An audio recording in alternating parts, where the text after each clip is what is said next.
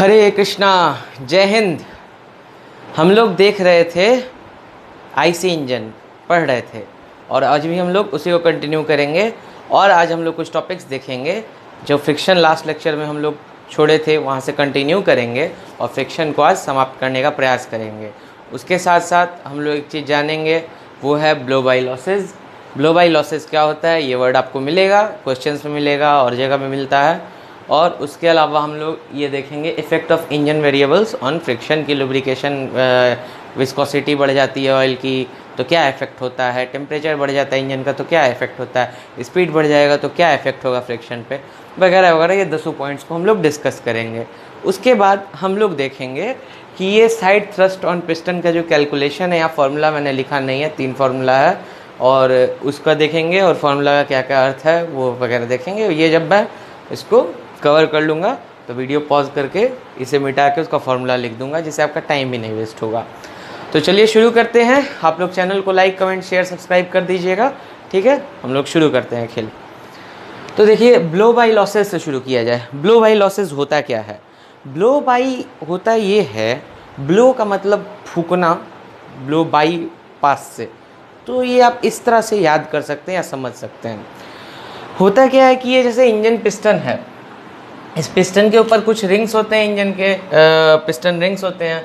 तो piston rings क्या होते हैं कि ऐसे ऐसे यहाँ पे साइड में होते हैं, इस पर ड्रॉ नहीं करूँगा, गंदा हो जाएगा फिगर। पिस्टन रिंग्स होते हैं तो वो क्या करते हैं, सील कर देते हैं आपके पिस्टन के ऊपर वाले पोर्शन को अलग और इधर वाले पोर्शन को अलग कर देते हैं, एक तरह से डिवाइड कर देते हैं कि आपका इधर का गैस इधर ना आए, उधर का उधर ना जाए और प्रेशर क्रिएट हो। लेकिन पिस्टन का जो रिंग्स है और पिस्टन को ऐसा डिज़ाइन किया जाता है कि ये पूरी तरह से सीलिंग ना हो। पूरी तरह से सील कर देना भी नुकसानदायक है, ये ख़राब है, हानिकारक है, जो हम नहीं चाहते हैं कि ऐसा हो। इससे हमारा लॉस हो सकता है, पिस्टन डैमेज हो सकता है, इंजन डैमेज हो सकता है और ब्लास्ट भी होने का चांस होता है। तो ऐसा व्यवस्था किया जाता है, जैसे कल मैंने लास्ट लेक्चर में आपको बताया था कि पिस्टन रिंग्स के बीच में गैप थोड़ा सा रहता है।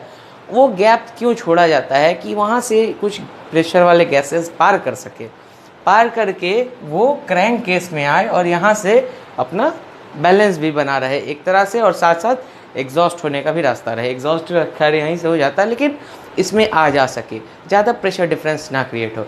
अगर बहुत अधिक प्रेशर डिफरेंस क्रिएट होगा तो ये ब्लास्ट हो सकता है। तो इसीलिए इसको ब्लो बाई छोड़ा जाता है। ब्लो बाई एक ऐसा टर्म है जो पॉजिटिव भी है, नेगेटिव भी है। ये फ्रिक्शन की तरह हुआ। फ्रिक्शन आपके लिए कहीं कहीं हेल्पफुल है और कहीं कहीं वो हानिकारक है। तो इसी तरह से ब्लो बाई का भी हाल है कि ब्लो बाई हर जगह लाभकारी नहीं है, कहीं कहीं हानिकारक भी है। ब्लो बाई मैंने बता दिया कि हम लोग क्यों करते हैं, क्यों छोड़ते हैं ब्लो बाई।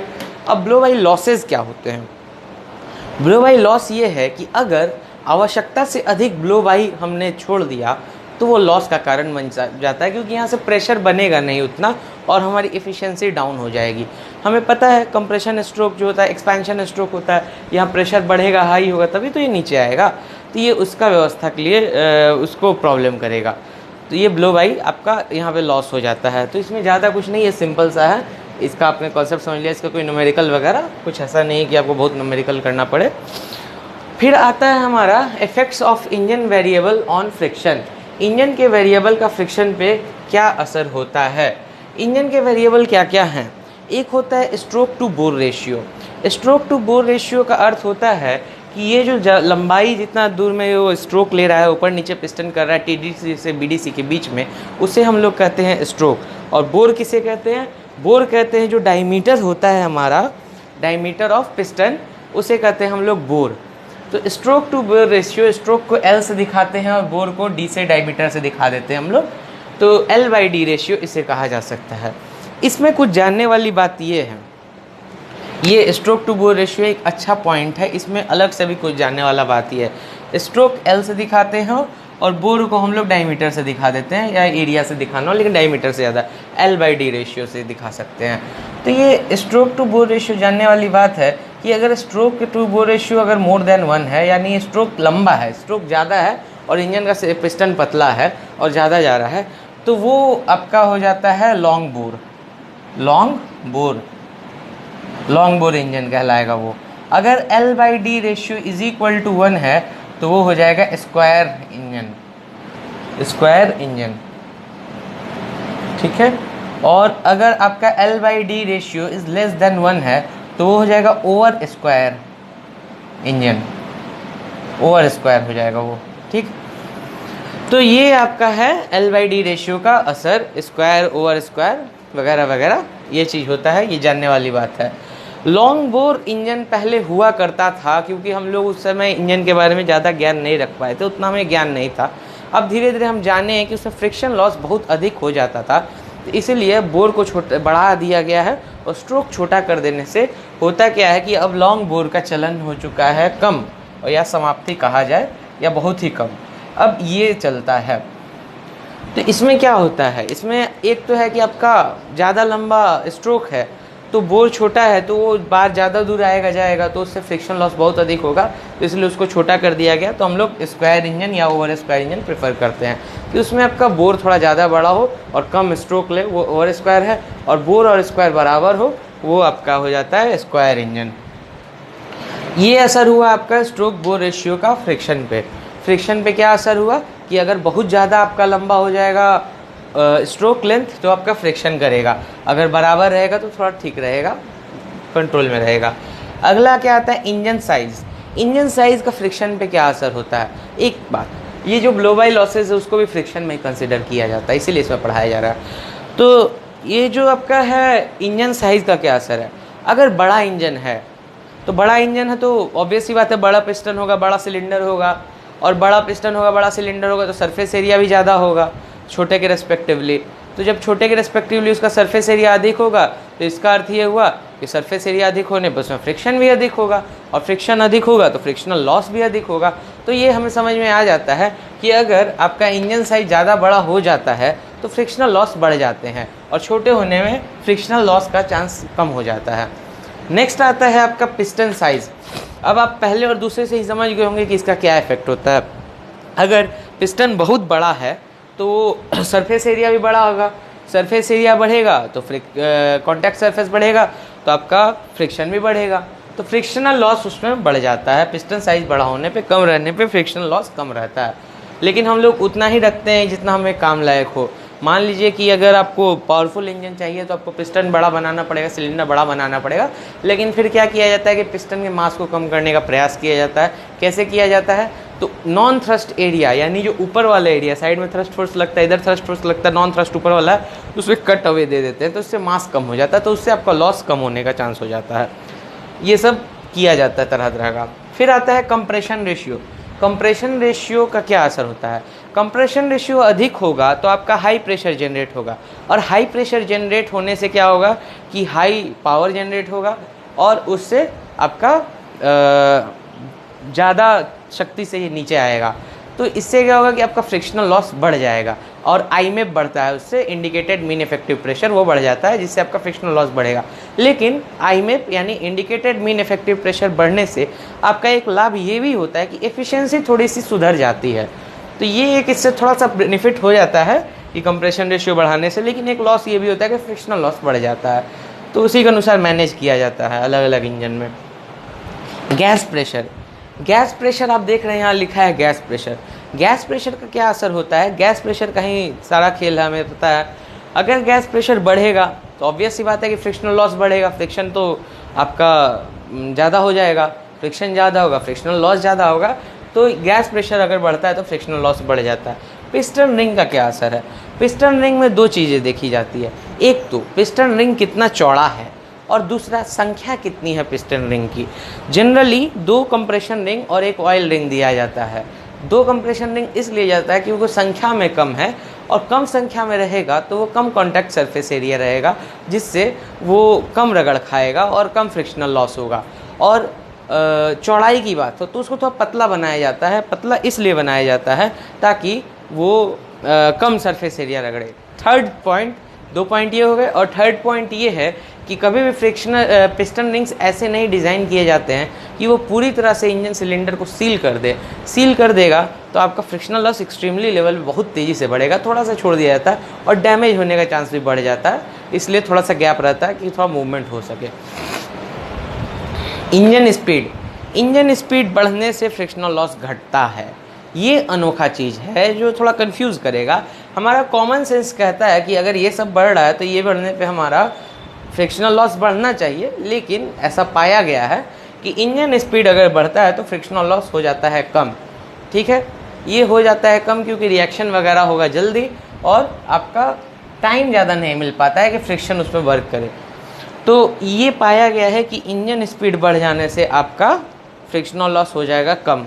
तो ये थोड़ा सा इम्पोर्टेंट हो जाएगा याद करने के लिहाज से, याद करने के रिस्पेक्टिवली उसके संदर्भ में। इंजन लोड, इंजन लोड आप इतना सही समझ गए होंगे कि इंजन लोड बढ़ेगा तो फ्रिक्शनल बढ़ेगा, फ्रिक्शन बढ़ना ही बढ़ना है। इंजन पे लोड बढ़ेगा, गैस प्रेशर बढ़ना पड़ेगा, पावर बढ़ाना पड़ेगा, और जब वो सब बढ़ेगा तो आपका फ्रिक्शन लॉस बढ़ जाएगा। अब आती है ऑयल विस्कोसिटी। ये भी एक अनोखा प्रॉपर्टी शो करता है, ऑयल विस्कोसिटी। ऑयल विस्कोसिटी का एक ऐसा है जो अगले लेक्चर में भी आप देखेंगे जब मैं बात करूँगा लुब्रिकेशन की। तो ये एक ऐसा चीज़ है कि एक समय तक, जैसे आपका जो ऑयल है इंजन में, जो मोबिल ऑयल है और तरह तरह के लुब्रिकेंट्स हैं, वो होते हैं नॉर्मली ठंडे हैं, अभी इंजन स्टार्ट नहीं हुआ, आपने इंजन स्टार्ट किया तो ठंडे हैं तो उनमें फ्रिक्शन अपना रहता है क्योंकि विस्कोसिटी उनकी अधिक हो जाती है, वो गाढ़ा हो जाता है। और विस्कोसिटी अधिक हो जाने से वो मूवमेंट को तेज़ जल्दी नहीं होने देगा, वो गाढ़ा रहेगा। तो जब तक ऑयल आपका जो है इंजन ऑयल ठंडा है तो वो क्या करेगा, फ्रिक्शन को बढ़ावा देगा, फ्रिक्शन उससे बढ़ेगा। लेकिन जब थोड़ा गर्म हो जाता है, ऑयल पतला हो जाता है, तब आपका, और जब तक आपका जो दो मेटालिक पार्ट्स हैं वो अभी तक रगड़ में नहीं पहुँचे हैं, 3 स्टेजेस होता है। पहला तो है कि आपका हाइड्रोडायनेमिक बाउंड्री लेयर होगा, मतलब कि ये जैसे पिस्टन है और ये है, इनके बीच में गैप है। जैसे ये एक सिलेंडर वाल हो गया, ये पिस्टन हो गया, इसके बीच में ऑयल भरा हुआ है, ये ऑयल है। ठीक है, तो ये ऑयल जो है अभी ठंडा है, तो ये ऑयल है, इसके बीच में गैप है, तो ये हाइड्रोडायनेमिक बाउंड्री लुब्रिकेशन है। तो ये एक्सप्लेन किया जा चुका है। तो अभी गाढ़ा है तो ये फ्रिक्शन रहेगा इसमें, लेकिन उतना नहीं, थोड़ा सा रहेगा। फिर अब ये गर्म है, डिस्टेंस इतना ही है, तब क्या होगा कि विस्कोसिटी हो गई है कम, अब लुब्रिकेशन बढ़िया होगा तो फ्रिक्शनल हो जाएगा मिनिमम। मिनिमम मतलब कि इससे कम इस कंडीशन में फ्रिक्शन नहीं रहेगा, उसके बाद या तो नीचे बढ़ेगा या तो ऊपर ही बढ़ता है, आपका घटता नहीं है। और थर्ड स्थिति आती है जब आपका गर्मी अधिक हो जाती है और थोड़ा मूवमेंट इधर उधर हो जाने से ये आपका दोनों सट जाता है, और ऑयल विस्कोसिटी तो कम ही है। अब कभी कभी रगड़ खाने लगेगा, इसके अंदर ऑयल है लेकिन बीच बीच में रगड़ खाने का चांस हो जाता है। तब क्या होता है, तब होता है कि आपका फ्रिक्शन बढ़ जाएगा, क्योंकि मेटल टू मेटल कांटेक्ट हो रहा है तो इससे फ्रिक्शन आपका बढ़ जाएगा।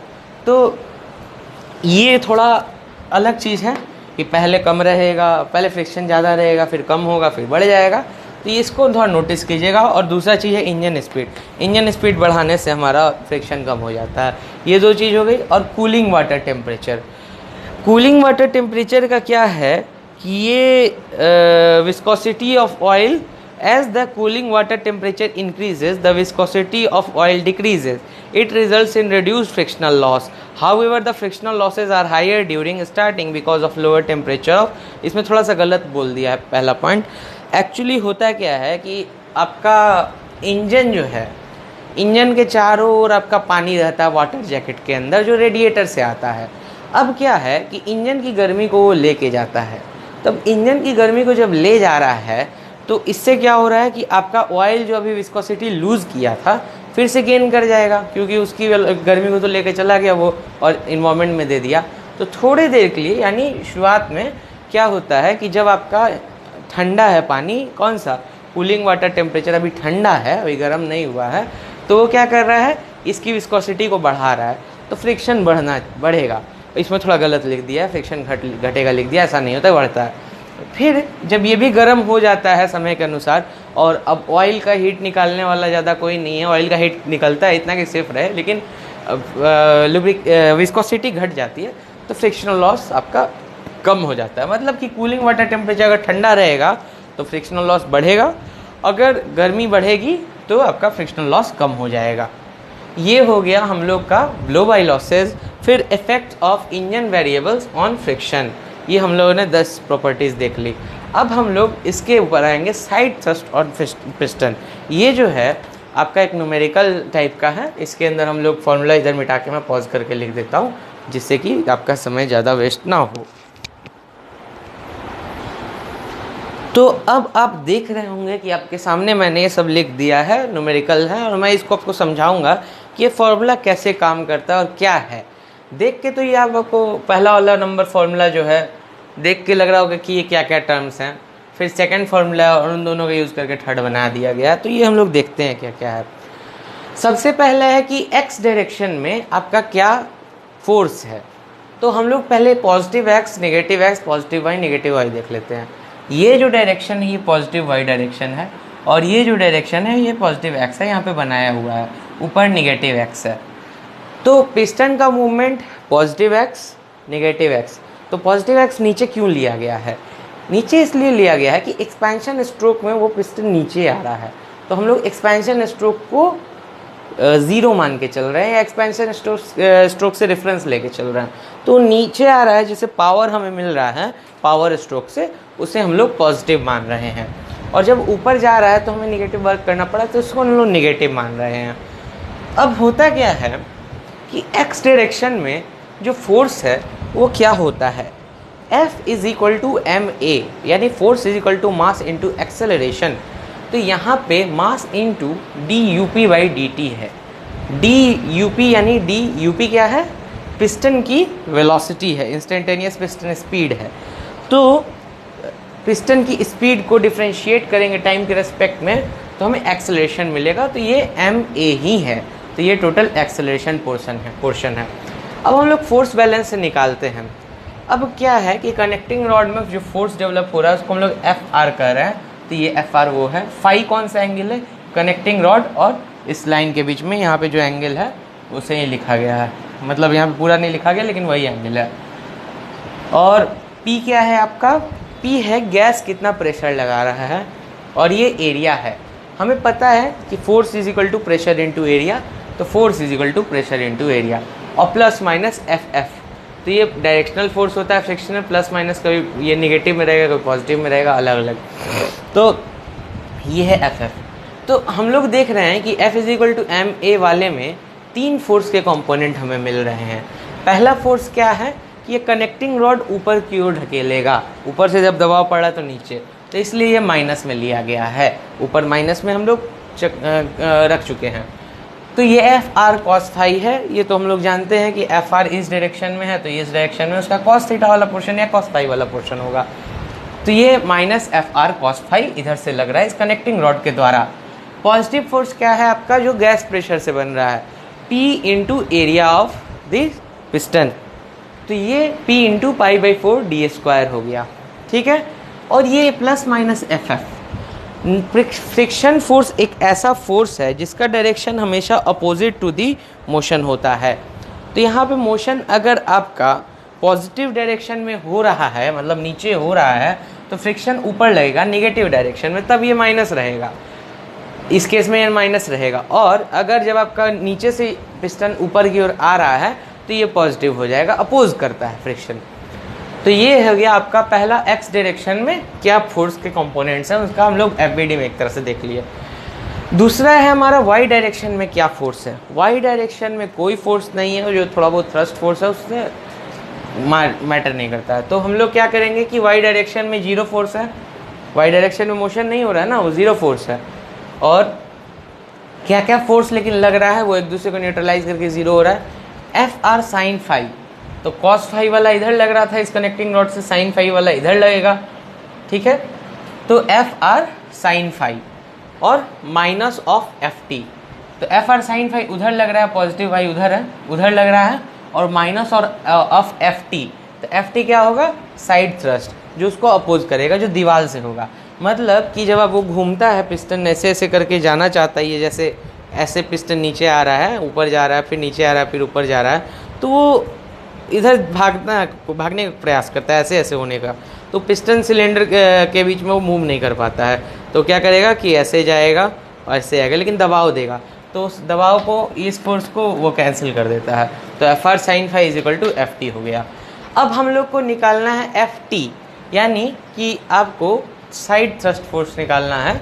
तो फर्स्ट और सेकंड का यूज़ करके हम लोग निकाल लेते हैं। ये फॉर्मूला हमारा बन जाता है ma प्लस माइनस, ऐसे करके हम लोगों ने ये बना लिया ये फॉर्मूला हमारा। अब इसमें क्या क्या टर्म्स है ये सब आपको बता दिया गया है। और फ्रिक्शन फोर्स क्या है, निगेटिव है, 0 से थीटा 180 है, तो मतलब जब नीचे आ रहा है तो वो निगेटिव है, ऊपर जा रहा है तो पॉजिटिव है। ओके, ये हो गया आपका फॉर्मूला वाला पोर्शन जो बताया गया। अब इसमें क्या होता है, इसमें होता ये है कि आपका जो साइड थ्रस्ट है वो क्या, जब नीचे आ रहा है तो इधर लगेगा, इधर वाले दीवार से पड़ेगा, और जब ऊपर जा रहा है तो उस दीवार से होगा। तो ये जो उस दीवार का और इस दीवार का क्या बराबर होता है? बिल्कुल भी नहीं, ये देखने वाली बात है। साइड थ्रस्ट फोर्स जब हमें पता है कि एक्सपेंशन यहाँ पे हो रहा है तो पावर ज़्यादा रहता है, क्योंकि हम लोग ऑटो साइकिल का या डीजल साइकिल का जो ग्राफ देखते हैं वो क्या होता है, ऐसे रहता है, ऐसे रहता है। मतलब 1 से 2 पे जब गया, नीचे से ऊपर जा रहा है तो ये इतना प्रेशर है, फिर सडन राइज ऑफ प्रेशर होता है यहाँ पे 3 पे, फिर उसके बाद से 4 पे आता है।